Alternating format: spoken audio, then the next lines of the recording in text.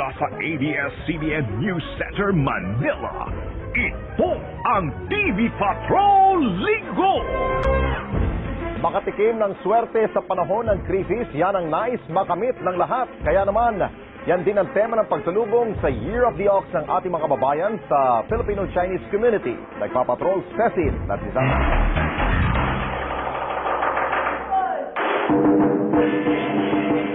Sa bisperas ng Chinese New Year, bukod sa pampabuenas na Dragon Dance, nagkalat din ang iba't ibang klase ng Lucky Charms sa Chinatown sa Maynila.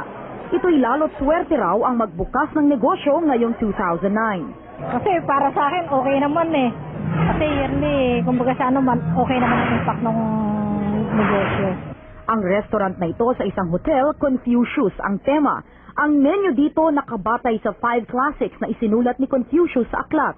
Ang ideya halimbawa ng long life sa noodles, ibinalot ang noodles sa sugpo at tinawag ang luto na long life prawns.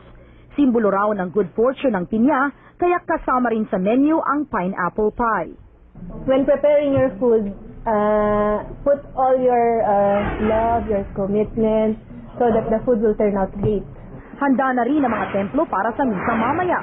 Positibo pa rin ang karamihan na maganda rin ang pasok ng Year of the Ox sa kabila ng krisis na nararanasan. This year will be better, but with caution. Sa gitna ng selebrasyon, ang kailangan pa rin ay ang pagtitipid at pagiging masikap dahil ang mas importante ay kung paano ilabanan ang hinaharap sa kabila ng krisis pang-ekonomiya. Cecil Zabal, Patrol ng Pilipino. Seongji Watchay. Ayun, para sa Filipino-Chinese community, Sini Kwailok.